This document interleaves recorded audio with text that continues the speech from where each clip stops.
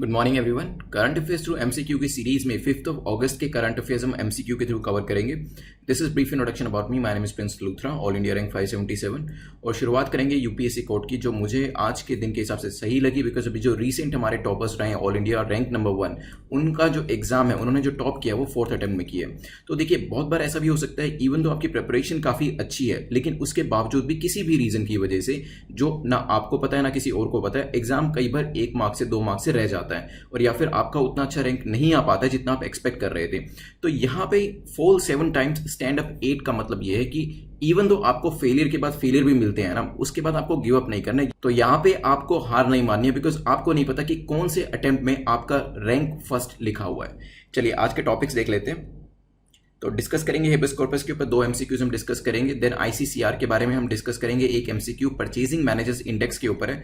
Then हम defence के बारे में भी एक क्वेश्चन डिस्कस करेंगे। देन इंडियन लेपर्ड का जो सेंसस हुआ है उसके ऊपर भी एक क्वेश्चन यहाँ पे है। देन इसके बाद ई विन क्या है इसके बारे में देखेंगे। Then universalisation of immunisation programme के बारे में, स्पेस एक्स के बारे में डिस्कस करेंगे। न्यू एजुकेशन पॉलिसी के ऊपर भी एक क्वेश्चन बना है।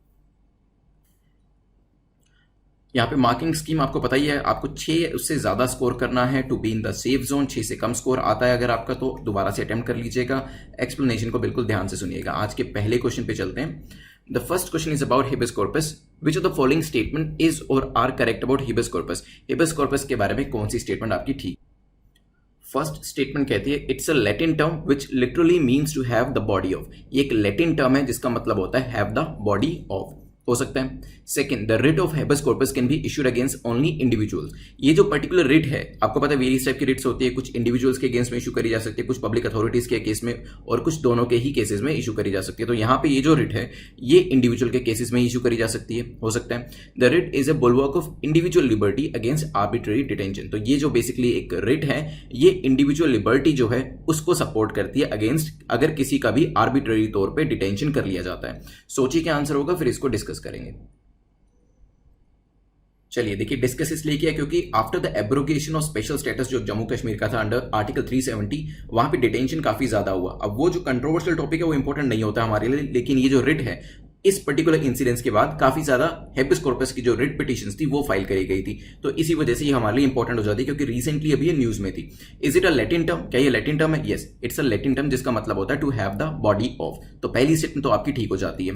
क्या जो रिट ऑफ हेबियस कॉर्पस है इसको सिर्फ इंडिविजुअल के अगेंस्ट में इशू कर सकते हैं? नहीं, देखिए इंडिविजुअल के केस में तो कर ही सकते हैं, साथ में जो पब्लिक अथॉरिटीज होती हैं, और अभी भी ऐसा हुआ पब्लिक अथॉरिटीज के केस में ही इस रिट को डाला गया। तो यहाँ पे सेकंड स्टेटमेंट इनकरेक्ट हो जाती है। दोनों ही केस में चाहे वो इंडिविजुअल्स हो या फिर पब्लिक अथॉरिटीज हो, इस पर्टिकुलर रिट को इशू किया जा सकता है। थर्ड, क्या ये इंडिविजुअल लिबर्टी को प्रोटेक्ट करती है अगेंस्ट आर्बिट्ररी डिटेंशन। देखिए किसी को भी बिना मतलब की डिटेन ना किया जाए, और यहीं से ही पता चलता है कि इंडिविजुअल लिबर्टी जो है वो सपोर्ट हो रही है। तो इस चीज के लिए पर्टिकुलर हेबियस कॉर्पस की जो रिट है अपना रोल प्ले करती है। तो तीसरी स्टेटमेंट बिल्कुल ठीक है। पहली और तीसरी स्टेटमेंट ठीक होने की वजह से आंसर हो जाएगा हमारा बी।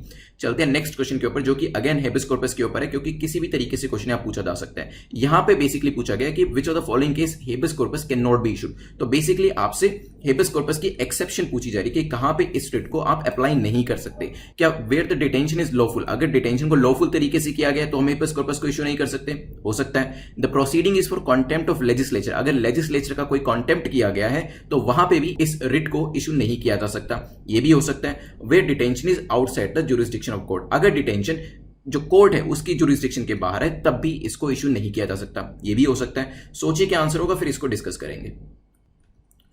चलिए डिस्कस करते हैं। तो बेसिकली 4 ऐसे एरियाज है जो इसकी एक्सेप्शंस है और ये पूछी जा सकती हैं एग्जाम के अंदर, प्रीलिम्स के अंदर खास तौर पे। तो आपको पता होना चाहिए कहां पे हम जो आपका हेबियस कॉर्पस की जो रिट है इसको इशू नहीं कर सकते। अगर किसी को डिटेन किया गया लॉफुल तरीके से, देखिए अगर इस तरीके की रिट जो होगी वो वहीं इशू करी जाएगी जहां पे डिटेंशन अनलॉफुल होती है, तो ये तो बिल्कुल कॉमन सेंसिकल है। सेकंड, अगर लेजिस्लेचर का या कोर्ट का किसी भी तरीके से कॉन्टेम्प्ट हुआ है उस केस के अंदर भी इसको इशू नहीं किया जा सकता। थर्ड है, अगर डिटेंशन किसी कॉम्पिटेंट कोर्ट ने किया है तो भी इसको इशू नहीं किया जा सकता। और सिमिलरली क्योंकि कोर्ट इशू करेगी तो यहां पे अगर कोर्ट की जुरिस्डिक्शन में ही वो चीज नहीं आ रही है तो भी इस पर्टिकुलर रिट को इशू नहीं किया जा सकता। तो ये 4 ऐसे इंस्टेंसेस हैं जिसको आपको याद रखना है। तो हमारे तीनों इंस्टेंसेस जो है वो ऐसे हैं, चाहे वो लॉफुल डिटेंशन हो या फिर वो अगर कॉन्टेम्प्ट के अगेंस्ट में किया गया तो भी हम ये नहीं कर सकते, या फिर डिटेंशन कोर्ट की जुरिस्डिक्शन में ही नहीं आता। तो तीनों ही ऐसे सिनेरियोज हैं, तीनों ही ऐसे केसेस हैं जहां पर ये पर्टिकुलर रिट जो है इशू नहीं करी जा सकेगी, क्योंकि ये एक्सेप्शन हो जाएगी इसकी। चलते हैं नेक्स्ट क्वेश्चन के ऊपर, which is question number 3। Question number 3 जो पूछ रहा है, which of the following statement is or are correct about ICCR, Indian council for cultural relation के बारे में 3 स्टेटमेंट दे रखी है, वन बाय वन देखेंगे। पहली कहती है it was founded in 1950 by Tilak, इसे 1950 में तिलक ने फाउंड किया था, तो यहाँ पे बाल गंगाधर तिलक जी की बात करी जा रही है। Second, Indian council for cultural relation has been assigned the responsibility of facilitating celebration of international day of yoga, तो इंटरनेशनल डे ऑफ योगा जो सेलिब्रेट किया जाता है उसकी रिस्पॉन्सिबिलिटी ICCR को दे रखी है, ये भी हो सकता है। Then Indian council for cultural relation is an autonomous organization of government of India, तो ICCR जो है एक ऑटोनमस ऑर्गेनाइजेशन है गवर्नमेंट ऑफ इंडिया की, ये भी हो सकता है। सोचिए क्या आंसर होगा, फिर डिस्कस करते हैं। चलिए देखिए, ICCR न्यूज में थी क्योंकि अभी रिसेंटली ICCR ने 100 डेथ एनिवर्सरी, तो 100th डेथ एनिवर्सरी लोकमान्य बाल गंगाधर तिलक जी हैं, इसको कमेमोरेट किया था 1 अगस्त 2020 को। तो यहां पे फाउंड तो इसे 1950 में किया गया था, लेकिन इसको फाउंड किया था मौलाना अब्दुल कलाम आजाद ने, ठीक है। तो यहां पे तिलक जो है वो इनकरेक्ट हो जाएगा, it is founded in 1950 by Maulana Abdul Kalam Azad, तो पहली स्टेटमेंट जो है वो आपकी इनकरेक्ट हो जाती है। सेकंड को देख लेते हैं, ICCR को क्या इंटरनेशनल डे ऑफ योगा को सेलिब्रेट करने की रिस्पॉन्सिबिलिटी दी गई है, तो यस, सेकंड स्टेटमेंट जो है वो बिल्कुल ठीक है। इंटरनेशनल डे ऑफ योगा जो सेलिब्रेट करना होता है उसके लिए ICCR का जो रोल है वो काफी कॉन्स्पिक्यूअस रहता है। तीसरी स्टेटमेंट को देखते हैं, कॉमन सेंसिकल स्टेटमेंट है, गवर्नमेंट ऑफ इंडिया के अंदर तो होगी ही, बट क्या ये एक ऑटोनमस ऑर्गेनाइजेशन है? जी हाँ, तो यह आपकी जो कल्चरल वाली ऑर्गेनाइजेशन होती है यूजुअली ऑटोनमस ही होती है, तो यहाँ पे तीसरी स्टेटमेंट भी आपकी करेक्ट है, आंसर हो जाएगा ए। फर्स्ट स्टेटमेंट सिर्फ गलत है क्योंकि वहां पे जो पर्सनैलिटी एसोसिएट करती है ICCR के साथ वो है मौलाना अब्दुल कलाम आजाद। चलते हैं नेक्स्ट क्वेश्चन के ऊपर, विच इज क्वेश्चन नंबर 4, जो कि परचेजिंग मैनेजर्स इंडेक्स को लेकर पूछा गया। परचेजिंग मैनेजर इंडेक्स के बारे में कौन सी स्टेटमेंट करेक्ट है, कौन सा कथन सही है? PMI is an index of prevailing direction of economic trends in the manufacturing and service sector. तो PMI that is purchasing manager index जो होता है ये बेसिकली डायरेक्शन बताता है ट्रेंड की, इकोनॉमिक ट्रेंड की। मैन्युफैक्चरिंग के बारे में बात करें या सर्विस सेक्टर के बारे में बात करें, हो सकता है दोनों चीजें हो सकता है उनमें से एक हो, सोचिएगा। Second, the purpose of PMI is to provide information about current and future business condition to company decision makers, analysts and investors. तो PMI जो होता है ये बेसिकली बहुत क्रूशियल इंफॉर्मेशन देता है किसको? बिजनेस की कंडीशन के कंसर्निंग करंट और फ्यूचर को लेके, ताकि कंपनी के डिसीजंस मेकर्स उसके एनालिस्ट और इन्वेस्टर्स ले सके, ये भी हो सकता है। PMI जो होता है लेस डायनेमिक होता है compare to industrial production of index, तो यहाँ पे स्टैंडर्ड इंडस्ट्रियल IIP जो रहता है आपका उसके कंपैरिजन में ये कम डायनेमिक होता है, ये भी हो सकता है। सोचिए क्या आंसर होगा, फिर डिस्कस करते हैं। चलिए, तो रिसेंटली पहले भी हम PMI के बारे में डिस्कस कर चुके हैं, अभी न्यूज जो आई है उसमें यह है कि रिसेंटली कॉन्ट्रैक्शन जो है वो देखा गया इसके अंदर, जून 2020 के अंदर जो डेटा निकल के अराउंड 15% का कॉन्ट्रैक्शन जो है वो देखा गया परचेजिंग मैनेजर इंडेक्स के अंदर। तो क्या ये prevailing direction of economic trend बताता है? बिल्कुल सही है, बिल्कुल बताता है, और मैन्युफैक्चरिंग और सर्विस दोनों के अंदर बताता है, तो पहली स्टेटमेंट हो जाती है ठीक। देखिए सेकंड और थर्ड स्टेटमेंट को आप किस तरीके से समझेंगे, एक जगह तो कह रखा है कि ये क्रूशियल बिजनेस डिसीजन जो लेने होते हैं करंट और फ्यूचर बिजनेस कंडीशन को देखते हुए, वहां पे इसका इस्तेमाल किया जाता है। दूसरी तरफ कह रहा है कि ये लेस डायनेमिक होता है। देखिए अगर ये लेस डायनेमिक होता तो इसका इस्तेमाल इस तरीके के डिसीजन, क्रूशियल डिसीजन लेने के लिए किया ही क्यों जाता? तो जो दूसरा ऐसा इंडेक्स जिसको मोर डायनेमिक बताया जा रहा है उसी को ना यूज कर लिया जाता, क्योंकि ये मोर डायनेमिक होता है, इसी वजह से इसका इस्तेमाल एनालिस्ट, इन्वेस्टर्स और डिसीजन मेकर्स करते हैं। तो सेकंड स्टेटमेंट तो हो जाती है ठीक, और अगर हम फर्स्ट स्टेटमेंट की बात, थर्ड स्टेटमेंट की बात करें तो वो हो जाती है इनकरेक्ट। तो ध्यान रखिएगा, आंसर हमारा हो जाएगा A will be the correct answer. चलते हैं नेक्स्ट क्वेश्चन, क्वेश्चन नंबर 5 के ऊपर। क्वेश्चन नंबर 5 जो बात करें DPEPP के बारे में, that is draft defence production and export promotion policy 2020 के ऊपर स्टेटमेंट्स दे रखे हैं और आपको बताना है कि कौन सी स्टेटमेंट करेक्ट है, कौन सा कथन सही है। 3 स्टेटमेंट्स दे रखे हैं इसके बारे में, इस ड्राफ्ट के बारे में। पहली कहती है इसका बेसिक पर्पस है to achieve a turnover of 1,75,000 crore including export, जिसके अंदर 35,000 करोड़ का एक्सपोर्ट रहेगा एरोस्पेस के अंदर, डिफेंस गुड्स के अंदर बाय 2025 हो सकता है। देखिए बेसिक जो फैक्ट्स होते हैं ना, एक स्टेटमेंट के अंदर यूपीएससी ऐसे ही करेगी, 2-3 चीजें, 2-3 फैक्ट्स जो है वो डाल सकती है। जैसे एक फैक्ट यहाँ दिया है, यहाँ दिया है, या सेक्टर्स के बारे में बताया है, या ईयर के बारे में बताया कि कब तक इसे अचीव करना है, तो चारों में से कहीं पे भी एक फैक्ट भी अगर चेंज कर दिया, गलत डाल दिया, तो पूरी स्टेटमेंट गलत हो जाएगी। Second, it aims to move away from licensed production to design, develop and produce indigenously. तो यहाँ पे जो बेसिक ऑब्जेक्टिव है वो ये है कि हमें लाइसेंस प्रोडक्शन से मूव करते हुए अब बेसिकली जो फोकस देना है वो डिजाइन के ऊपर, डेवलप के ऊपर और इंडिजिनसली प्रोड्यूस करने के ऊपर देना है। तो यहाँ पे डिजाइनिंग भी हमारा इंडिजिनस डिजाइन होगा, डेवलपमेंट भी ऐसा ही होगा और प्रोडक्शन भी ऐसा होगा। Then third, innovation for Defense Excellence, that is IDEX, has been operationalized to provide necessary incubation and infrastructure support to startups in the defense area. तो डिफेंस एरिया के अंदर वैसे ज्यादा स्टार्टअप इंडिया में है नहीं, लेकिन जितने भी हैं उनको IDEX जो है वो बेसिकली इंफ्रास्ट्रक्चर सपोर्ट देगा, इंक्यूबेशन में भी हेल्प करेगा. सोचिए क्या आंसर होगा, फिर इसको डिस्कस करेंगे. चलिए देखते हैं. तो यहाँ पे बेसिकली ऑब्जेक्टिव यही है कि हमें जो टर्नओवर है वो 1.75 लाख करोड़ की यहाँ पे करनी है, और इसमें एक्सपोर्ट जो रहेगा वो 35,000 करोड़ का रहेगा. एरोस्पेस और डिफेंस यहाँ पे दो ही एरियाज की बात करी गई है, और टारगेट भी 2025 तक अचीव करने की बात करी गई है. तो पहली स्टेटमेंट हो जाती है ठीक. और यहाँ पे क्या हम लाइसेंस प्रोडक्शन से मूव करके अब इंडिजिनियसली डिजाइनिंग करेंगे? बिल्कुल सही है. डेवलपमेंट करेंगे? ये भी सही है. प्रोडक्शन करेंगे? यस, ये भी सही है. और IDEX जो है वो आने वाले स्टार्टअप्स जो ऑलरेडी एग्जिस्ट करते हैं और आगे आने वाले स्टार्टअप्स को इंफ्रास्ट्रक्चर सपोर्ट देगा, नेसेसरी इंक्यूबेशन के अंदर जो भी उनको टेक्निकल नो हाउ चाहिए होती है, ऑपरेशनलाइजेशन में भी हेल्प करेगा. ये जब फैसिलिटीज जो है ये प्रोवाइड करी जाएंगी by innovation for defence excellence के द्वारा. तो आंसर हमारा हो जाएगा ए, क्योंकि तीनों ही स्टेटमेंट DPEPP 2020 के बारे में सही है. अब इंडिया का जो डिफेंस सेक्टर है उसको एक बार देख लेते हैं ध्यान से. चलिए देखते हैं. तो इंडिया का defence sector at a glance देखते हैं. हमारी जो आर्मी है, हमारे बेसिकली आर्म फोर्सेस जो है वो सेकंड लार्जेस्ट है. अगर हम पूरी दुनिया की बात करते हैं, तो इंपोर्ट की बात करते हैं तो 2014 से 18 तक हम सेकंड लार्जेस्ट इंपोर्टर थे, ये भी ध्यान रखिएगा. देन डिफेंस बजट जो है हमारा अराउंड 5 लाख करोड़ के आसपास का है, और यहाँ पे जो उसमें इंप्रूवमेंट भी हो रहा है, इंक्रीज इन डिफेंस बजट, वो भी 9% के आसपास हो जाता है. 1.7 ट्रिलियन का यहाँ पे टर्नओवर रखा गया बाय 2025, और यहाँ पे एक्सपोर्ट की तरफ भी ध्यान देने की बात करेगी, जो भी हमने पीछे पढ़ा था. हमारा यहाँ पे जो डिफेंस प्रोडक्शन है इंडिया का वो भी इंक्रीज हुआ, ऑलमोस्ट 6.4 बिलियन से लेके 11.4 तक हो गया, ऑलमोस्ट डबल कह सकते हैं. अभी जो खास तौर पे ध्यान दिया जा रहा है वो दिया जा रहा है मेक इन इंडिया के ऊपर. ठीक है, मेक इन इंडिया, ताकि हमारी खुद की जो नीड्स है वो हमारे खुद के ही प्रोडक्शन से, खुद के ही डिजाइन और डेवलपमेंट से पूरी हो सके. इसी वजह से कुछ दिन पहले मैंने आपको बताया भी था कि तेजस जो है उसके सेकंड वर्जन का हम वेट कर रहे हैं. राफेल तो हमने लिया ही लिया है, लेकिन तेजस भी कुछ स्क्वाड्रंस के अंदर इंट्रोड्यूस किया जाएगा. साथ में ही हम ये भी चाह रहे हैं कि अगर मेक इन इंडिया हमारा अचीव हो जाता है तो यहाँ पे हम एक्सपोर्ट के अंदर भी काफी ज्यादा करेंसी को भी अर्न कर सकते हैं, और लोग जो बाकी की कंट्रीज है वो जब हमसे इंपोर्ट करना शुरू करेगी तो definitely as a export hub भी हम आने वाले टाइम में बन सकते हैं. खासतौर पे जो ध्यान दिया जा रहा है वो इंटेलेक्चुअल प्रॉपर्टी पे दिया जा रहा है, क्योंकि अभी तक यूनाइटेड स्टेट्स जो है उसके पास आईपीस के काफी यहाँ पे अच्छा एक आप कह सकते हैं सेटअप था. काफी नई नई चीजें डिफेंस के अंदर और दूसरी चीजों के अंदर भी वो बना रहा था और एक्सपोर्ट भी कर रहा था. फ्रांस भी काफी अच्छा है इसके अंदर, इसराइल भी काफी अच्छा है, और यहाँ पे अब इंडिया भी ये ध्यान दे रहा है कि क्यों ना इसके अंदर इंटेलेक्चुअल प्रॉपर्टी पे ध्यान देके रिवॉर्ड इनोवेशन का सिस्टम हम शुरुआत करें, ताकि बाकी जो कंट्रीज हैं, इसराइल जैसी कंट्री या फ्रांस जैसी, यूनाइटेड स्टेट्स जैसी, उस तरीके का एक कल्चर जो है डिफेंस के अंदर भी हम सेटअप कर पाए. चलिए नेक्स्ट क्वेश्चन पे चलते हैं, विच इज क्वेश्चन नंबर 6, जो कि सेंसस ऑफ इंडिया को लेकर है. Which of the following statement is or are correct about census on India leopard. तो यहाँ पे इंडियन लेपर्ड के ऊपर जो सेंसस किया गया है उसके बारे में दो स्टेटमेंट्स दी गई हैं. पहली कहती है the last formal census on Indian leopard was conducted in 2016. तो इंडियन लेपर्ड के ऊपर जो लास्ट सेंसस किया गया था वो 2016 में किया गया था, और इस सेंसस में क्या डेटा आया था? The census estimated that the leopard population is between 5,000 to 6,000. इस सेंसस ने ये डेटा दिया था कि जो लेपर्ड की पॉपुलेशन इंडिया के अंदर वो 5,000 से 6,000 है. सोचिए क्या आंसर होगा, फिर डिस्कस करते हैं. चलिए, तो यहाँ पे जो लेपर्ड के ऊपर एक सेंसस किया गया है, तो लास्ट सेंसस जो किया गया था वो 2014 में किया गया था. तो ध्यान रखिएगा लास्ट फॉर्मल सेंसस 2014 में किया गया था, और यहाँ पे जो डेटा निकल के आया था उसके हिसाब से जो लेपर्ड की पॉपुलेशन थी वो 12,000 से 14,000 के आसपास थी. तो हमारी पहली और दूसरी दोनों ही स्टेटमेंट्स इनकरेक्ट हो जाती है.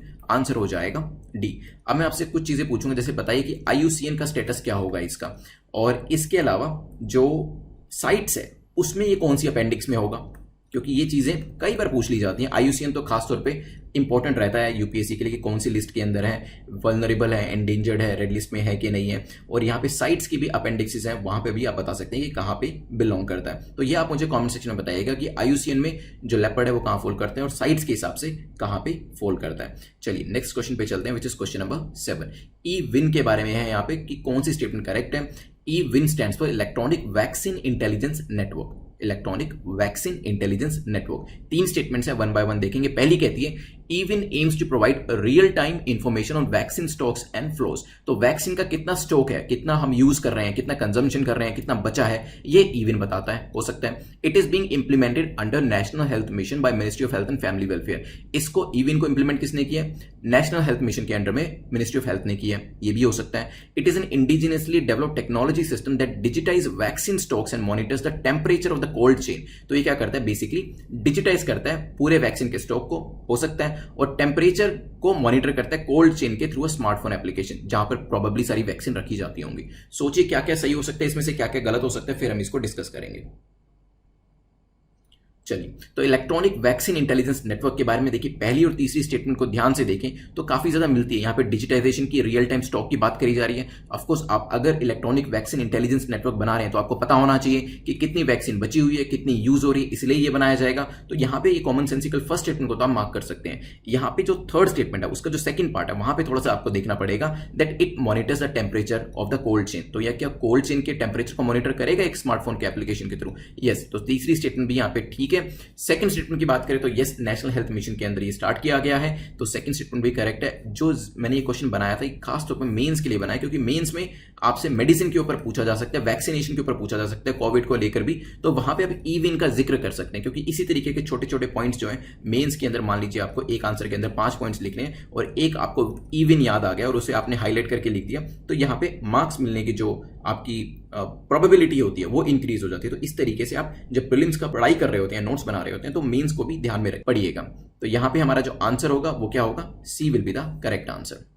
और बात करी जाए अभी अराउंड 8 स्टेट से ज्यादा जो है स्टेट्स हो गए हैं जो इसको यूज कर रहे हैं इस इलेक्ट्रॉनिक वैक्सीन इंटेलिजेंस नेटवर्क को। और जैसे ही वैक्सीन का नंबर जो है वो कम होने लगता है तो उनको एक अलार्म चला जाता है, एक बेसिकली मैसेज जो है वो चला जाता है, ताकि वो उसे रिप्लेनिश कर सके। जो भी कमी है, मतलब जहां पर वैक्सीन की अवेलेबिलिटी कम है, उसको वो दोबारा से लेके पूरी कर सके। इवन के अलावा इसमें और चीजें देख लेते हैं। इवन जो है वो बेसिकली यूनिवर्सल इम्यूनाइजेशन प्रोग्राम भी जो गवर्नमेंट का है उसके अंदर भी सपोर्ट कर रही है उसको एक सक्सेस बनाने के लिए। चलिए, अगला क्वेश्चन हमारा इसी से मिलता जुलता है, that is universalization immunization programme. तो which of the following statement is correct about universalization of immunisation programme? कौन सी स्टेटमेंट इसके बारे में सही है? पहली कहती है it was launched by government in 1985, इसे 1985 में लॉन्च किया गया था ताकि मोर्टेलिटी और मॉर्बिडिटी को रोका जा सके। किसके अंदर? बच्चों के अंदर और विमेन के अंदर हो सकता है। It is launch to prevent mortality and morbidity, तो इसमें बेसिक पर्पस ये था कि 10 ऐसी वैक्सीन हैं जो कि डिसीज को प्रिवेंट कर सकते हैं, उसमें मोर्टेलिटी और मॉर्बिडिटी को हमें रोकना है। ये भी हो सकता है। This programme is one of the largest health programme in the world, पूरी दुनिया के अंदर this is one of the largest. ये भी हो सकता है। सोचिए क्या आंसर होगा, फिर डिस्कस करते हैं। चलिए देखिए, तीसरी स्टेटमेंट कितनी आसान है, मतलब ये तो चांसेस बहुत ही कम है कि ये गलत होगी। It is one of the largest. जैसे इंडिया में कोई भी चीज शुरू होगी, अगर सभी पूरी पॉपुलेशन के लिए करी जाएगी तो definitely one of the largest होगी। ठीक है, तो यहाँ पे कॉमन सेंस को यूज करके आप कर सकते हैं। चाइना भी काफी बड़ी पॉपुलेशन के साथ एक कंट्री है, यूएस की पॉपुलेशन भी काफी अच्छी खासी है, तो इंडिया की तो डेफिनेटली है ही। तो यहाँ पर अगर कुछ भी हेल्थ प्रोग्राम स्टार्ट किया जाएगा तो एक बहुत बड़े लेवल पर ही किया जाएगा। तो तीसरी स्टेटमेंट हो जाती है ठीक। अब बात करते हैं क्या इसे 1985 में लॉन्च किया गया था? तो यस, 1985 में से लॉन्च किया गया था ताकि बच्चों को और प्रेग्नेंट वुमेन को इस तरीके की डिसीज से बचाया जा सके जहां पर हमारे पास वैक्सीन अवेलेबल है। तो पहली स्टेटमेंट ठीक हो जाती है, लेकिन दूसरी स्टेटमेंट में थोड़ी सी यहां पे जो चेंज किया गया वो ये था कि ऐसी 10 वैक्सीन नहीं, ऐसी 12 वैक्सीन जो है वो अवेलेबल थी जो कि प्रिवेंटेबल डिसीज, मतलब डिसीज से हमें प्रिवेंट कर सकती थी, उसके लिए ये बनाया गया था। तो हमारा जो आंसर होगा, आंसर विल बी ए, क्योंकि पहली तीसरी स्टेटमेंट ठीक है। वो 12 ऐसी कौन कौन सी बीमारियां हैं जहां पे वैक्सीन प्रिवेंटेबल डिसीज जिसको कहा जाता है, जिससे हम अपने बच्चों और महिलाओं को बचाना चाह रहे थे, वो थी ट्यूबरक्लोसिस हो गई, diphtheria, pertussis, tetanus, polio, hepatitis B, pneumonia, meningitis, measles, rubella, Japanese encephalitis and rotavirus. तो ध्यान रखिएगा ये भी। चलते हैं नेक्स्ट क्वेश्चन के ऊपर, which is question number 9। Question number 9 जो है स्पेस एक्स क्रू ड्रैगन के बारे में है, और space x crew dragon space craft के ऊपर 3 स्टेटमेंट दे रखी है और आपको बताना है कौन सी करेक्ट है। पहली कहती है the Crew Dragon became the first space vehicles to launch humans from American soil in 9 years. 9 सालों में क्रू ड्रैगन जो है वो पहला स्पेस का ऐसा व्हीकल बन गया है जिसने अमेरिकन सॉइल से, मतलब अमेरिकन धरती से यहाँ पे ह्यूमंस को लॉन्च किया। हो सकता है it's part of NASA's plans to hand over space station flights to private company। ये नासा का एक प्लान है जिससे वो अपने स्पेस स्टेशन फ्लाइट्स को एक प्राइवेट कंपनी को हैंड ओवर करना चाहता है। हो सकता है crew dragon evolve from earlier design called dragon 1। पहले एक ड्रैगन 1 करके कोई इनका स्पेसक्राफ्ट होगा, उसी से इसका डिजाइन जो है वो इवॉल्व हुआ है। ये भी हो सकता है। सोचिए क्या आंसर होगा, फिर डिस्कस करते हैं। चलिए देखिए, काफी फैक्चुअल स्टेटमेंट है पहली और तीसरी स्टेटमेंट। खास तौर पे क्रू ड्रैगन जो है ये पहला ऐसा स्पेस का व्हीकल है जिसने ह्यूमंस को लॉन्च किया अमेरिकन सॉइल से पिछले 9 सालों में। तो पहली स्टेटमेंट बिल्कुल ठीक है। अगर आपने न्यूज पढ़ी है तो ही इसको आप मार्क कर सकते हैं। यहाँ पे कॉमन सेंस का कोई भी इस्तेमाल नहीं हो सकता है। फैक्ट्स हैं, आपको या तो पता होंगे या नहीं पता होंगे। क्रू ड्रैगन इवॉल्व हुआ है पुराने ड्रैगन 1 के डिजाइन से, ये बात भी बिल्कुल ठीक है।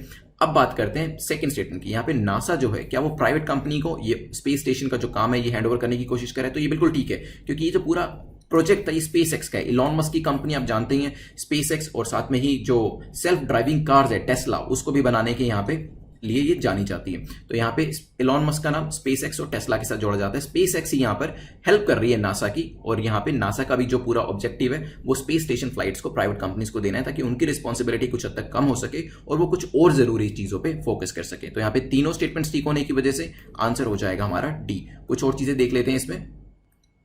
तो इसमें पूरी इंफॉर्मेशन दी है कि जो इनका पूरा क्रू ड्रैगन स्पेसक्राफ्ट है वो वापस अर्थ के ऊपर कैसे आ रहा है। देन नेक्स्ट चलते हैं क्वेश्चन नंबर 10 के ऊपर, देखते हैं पूछा गया कौन सी स्टेटमेंट करेक्ट है। बेसिकली यहाँ पे जो नेशनल एजुकेशन पॉलिसी है उसमें लैंग्वेज को लेकर क्वेश्चन पूछा गया। दो स्टेटमेंट्स हैं, इंपॉर्टेंट है काफी, ध्यान से पढ़िएगा। The new education policy lays emphasis on mother tongue based instruction up to class 7। तो यहाँ पे क्लास 7 तक मदर टंग बेस्ड इंस्ट्रक्शन के ऊपर ज्यादा ध्यान दिया गया न्यू एजुकेशन पॉलिसी के अंदर। हो सकता है Santhali a tribal language has been included in 8th schedule of the constitution. तो संथाली जो कि एक ट्राइबल लैंग्वेज है उसको 8th schedule of the constitution में इंक्लूड किया हुआ है। सोचिए क्या आंसर होगा, फिर डिस्कस करते हैं। चलिए देखिए, अगर आपने नेशनल एजुकेशन पॉलिसी के ऊपर जो हमने डिस्कस किया था पूरा एमसीक्यू और इवन आर्टिकल्स भी वहां पे ध्यान से सुना होगा, तो मैंने आपको बताया था कि यहां पे मदर टंग बेस्ड इंस्ट्रक्शन जो होगी वो क्लास 5th तक देने की बात करी जा रही है। तो एम्फोसिस जो होगा क्लास 5th तक होगा, उसके बाद भी हो सकता है, बट क्लास 5th तक तो आपको यहाँ पे एक तरीके से काफी स्ट्रिंजेंट रहेगा आपके लिए, आपको ये फॉलो करना पड़ेगा। तो इस वजह से पहली स्टेटमेंट आपकी इनकरेक्ट हो जाती है। 8th शेड्यूल में आपको पता है काफी सारी लैंग्वेजेस जो है वो इंक्लूड करी गई हैं, तो क्या उसमें संथाली भी है? तो ये संथाली जो लैंग्वेज है वो भी 8th शेड्यूल के अंदर दी गई है। आंसर आपका हो जाएगा बी। सेकंड स्टेटमेंट करेक्ट है, फर्स्ट इनकरेक्ट है। ट्राइबल कम्युनिटीज की बात करें खासतौर पे ओडिशा स्टेट के अंदर, वो इसमें काफी एडवांटेज पोजीशन पे रहेंगे, क्योंकि न्यू एजुकेशन पॉलिसी के अंदर अब जो ट्राइबल लैंग्वेजेस हैं उनके ऊपर फोकस देने की बात करी गई। क्योंकि मैंने आपको बताया था कि कल्चर को नहीं छोड़ेंगे हम। ये तो देख रहे हैं कि मार्केट ड्रिवन इकोनॉमी हमसे क्या मांग कर रही है, किस तरीके की एजुकेशन की बात कर रही है। हम कोडिंग भी सिखा रहे हैं बच्चों को, वोकेशनल स्टडीज भी दे रहे हैं और डिफरेंट टाइप की प्रैक्टिकल नॉलेज भी दे रहे हैं, लेकिन कल्चर और ईथोस जो है वो तो हमारे रहने ही वाले हैं। तो ध्यान रखिएगा यहाँ पर आंसर हमारा क्या हो जाएगा, आंसर विल बी बी। अब एक बार क्वेश्चन ऑफ द डे देख लेते हैं, काफी ईजी है। बताइएगा आप मुझे, what do you study first thing in the morning? जब आप मॉर्निंग में उठते हैं, जब अपनी पढ़ाई स्टार्ट करते हैं, तो सबसे पहले क्या पढ़ते हैं? कोई भी ये आपका न्यूज़पेपर या जो हमने डिस्कस किया उससे रिलेटेड क्वेश्चन नहीं है, जस्ट जनरल क्वेश्चन कि आप द हिंदू पढ़ते हैं या फिर स्टैटिक कोई सब्जेक्ट पढ़ते हैं जो आपको पसंद हो, अपना ऑप्शनल सब्जेक्ट पढ़ते हैं, या फिर न्यूज़ देखते हैं, आरएसटीवी देखते हैं, रिवीजन करते हैं, ऐसा क्या करते हैं आप मॉर्निंग में? आप मुझे कॉमेंट सेक्शन में बताइएगा। अब इसे हम रिवाइज करते हैं, फिर हम विनर ऑफ द डे के बारे में देखेंगे। चलिए फर्स्ट रिवीजन स्टार्ट करते हैं। सेकंड रिवीजन आपकी कल होगी, जो आप कल करेंगे। यहाँ पे हेबियस कॉर्पस के बारे में देखा था, लैटिन टर्म है। जी हाँ, लैटिन टर्म है which means to have the body of. किसके अगेंस्ट में यूज करी जा सकती है? इंडिविजुअल्स एंड पब्लिक अथॉरिटीज के अगेंस्ट में यूज करी जा सकती है, और इंडिविजुअल लिबर्टी को प्रोटेक्ट करती है कि आर्बिट्रेरी डिटेंशन, बिना किसी रीजन के डिटेंशन नहीं होना चाहिए। इसकी एक्सेप्शंस हमने पढ़ी थी, कहां पे इसको नहीं यूज किया जा सकता। अगर डिटेंशन लॉफुल है वहां पे नहीं किया जा सकता। कॉन्टेम्प्ट ऑफ कोर्ट है, कॉन्टेम्प्ट ऑफ लेजिस्लेचर है, या फिर कोर्ट की जुरिस्डिक्शन से बाहर डिटेंशन किया गया, वहां पर इसको यूज नहीं किया जा सकता। आईसीसीआर के बारे में देखा था, 1950 में फाउंड किया गया था मौलाना अब्दुल कलाम आजाद के द्वारा। आईसीसीआर जो है इसको रिस्पॉन्सिबिलिटी दी गई है इंटरनेशनल डे ऑफ योगा को सेलिब्रेट करने की। एक ऑटोनोमस ऑर्गेनाइजेशन है जो कि गवर्नमेंट ऑफ इंडिया के अंदर आती है। फिर हमने परचेसिंग मैनेजर इंडेक्स के बारे में देखा था, काफी डायनेमिक है ये अगर दूसरे इंडेक्स के कंपेयर किया जाए इसे तो, और एनालिस्ट, इन्वेस्टर्स और डिसीजन मेकर्स इसको यूज करते हैं। मैन्युफैक्चरिंग और सर्विस सेक्टर दोनों को ये इंक्लूड करता है। फिर हमने डीपीईडब्ल्यूपी 2020 के बारे में देखा था। हमने इसमें देखा था कि हमारा जो टर्नओवर हमें अचीव करना है 1.75 लाख करोड़ का करना है, 35,000 करोड़ का एक्सपोर्ट करना है एरोस्पेस डिफेंस के अंदर 2025 तक। इसमें जो बेसिक फोकस होगा डिजाइन, डेवलपमेंट एंड प्रोडक्शन के ऊपर होगा। आईडेक्स जो होगा स्टार्टअप्स की हेल्प करेगा। फिर हमने सेकंड लार्जेस्ट हमारी आर्म फोर्सेस के बारे में बात करी थी। इंपोर्ट के अंदर भी 2014 से 18 तक हम सेकंड लार्जेस्ट रहे हैं। फिर इसके अंदर हमारा जो एक्सपोर्ट है उस पर भी हम ध्यान दे रहे हैं, मेक इन इंडिया पे ध्यान दे रहे हैं। तेजस हम लेके आए हैं, देन एक्सपोर्ट करेंगे इसके बाद, और इंटेलेक्चुअल प्रॉपर्टी के ऊपर भी फोकस रहेगा हमारा। इसके बाद हमने नेक्स्ट क्वेश्चन नंबर 6 देखा था, जो कि सेंसस ऑफ इंडियन लेपर्ड के बारे में था। लास्ट हमारा 2014 में हुआ था और 12,000 से 14,000 इनका नंबर पाया गया था। हमने फिर इलेक्ट्रॉनिक वैक्सीनेशन इंटेलिजेंस नेटवर्क के बारे में देखा था, ताकि जो करंट नंबर है, रियल टाइम डेटा हमें मिले कि कितनी वैक्सीन हमारे पास अवेलेबल है। क्योंकि कोविड जैसी बीमारी जो है यहाँ पे, इसको लेकर कोई दूसरी अगर डिसीज है तब भी वैक्सीनेशन कराना है लोगों को, तो वैक्सीन की संख्या अगर हमारे सामने नहीं होगी तो प्रॉब्लम हो सकती है। काफी सारे स्टेट्स इसको इंप्लीमेंट कर रहे हैं, ताकि एक तो वैक्सीन का नंबर हमें पता चल सके, और साथ में कोल्ड चेन का जो टेम्परेचर है वो भी हमें पता चल सके। इसे इंप्लीमेंट किया जा रहा है नेशनल हेल्थ मिशन के अंदर, ministry of health and family welfare के द्वारा। फिर हमने डिस्कस किया था यूनिवर्सलाइजेशन इम्यूनाइजेशन प्रोग्राम के बारे में, 1985 में स्टार्ट किया गया था ताकि बच्चों और प्रेग्नेंट वुमेन को बचाया जा सके। 12 वैक्सीन प्रिवेंटेबल डिसीजेस की बात करी गई थी इसके अंदर, और one of the largest health programme था ये वर्ल्ड के अंदर। ये 12 डिसीजेस के बारे में भी हमने बात करी थी। फिर हमने स्पेस एक्स क्रू ड्रैगन की बात करी थी। ये इलॉन मस्क का प्रोजेक्ट है। नासा जो है प्राइवेट सेक्टर को थोड़ा थोड़ा अपना काम देता जा रहा है यहाँ पर, और ये अभी रिटर्न हो रहा था, तो इसको लेके हमने न्यूज बनाई थी। देन हमने देखा था न्यू एजुकेशन पॉलिसी और लैंग्वेज के बारे में। मदर टंग क्लास 5 तक होगी, और इसमें संथाली जो लैंग्वेज थी वो भी 8 शेड्यूल में जो इंक्लूड करी गई है, वो भी इसमें यहाँ पे एक ट्राइबल लैंग्वेज है जो 8 शेड्यूल के अंदर आती है। फिर हमने क्वेश्चन ऑफ द डे, आप इसका आंसर जरूर करिएगा। देन जो विनर है, लास्ट टाइम हमने डेमोग्राफिक डिविडेंड के बारे में पूछा था, तो रश्मि पुनिया ने करेक्ट आंसर दिया। रश्मि, आप हमें मेल करके बता दीजिएगा कि आपको बुक जो है वो इंग्लिश में चाहिए या हिंदी में चाहिए। मार्क्स अपने कमेंट सेक्शन में जरूर लिखिएगा। अगर अपर 2 ब्रैकेट्स में आपने स्कोर किया then you are in the safe zone. नीचे के ब्रैकेट में अगर आपके स्कोर है, मतलब 6 से कम अगर आपने स्कोर किया है, तो इसे दोबारा से अटेम्प्ट कर लीजिएगा। एनीवे रिवीजन के लिए तो दोबारा कल आपको एक बार इसे रिवाइज करना ही पड़ेगा। फर्स्ट रिवीजन हम ऑलरेडी कर चुके हैं। तो कमेंट सेक्शन में अपने मार्क्स जरूर लिख दीजिएगा। And you can ask any question on Telegram पे मुझसे कांटेक्ट करके जो भी आपके डाउट्स होते हैं उसको आप एड्रेस करा सकते हैं। You can subscribe this channel, bell icon को प्रेस कर दीजिएगा, अदरवाइज नोटिफिकेशंस आपको न्यू वीडियोस का नहीं मिलेगा। Thanks for watching, have a nice day.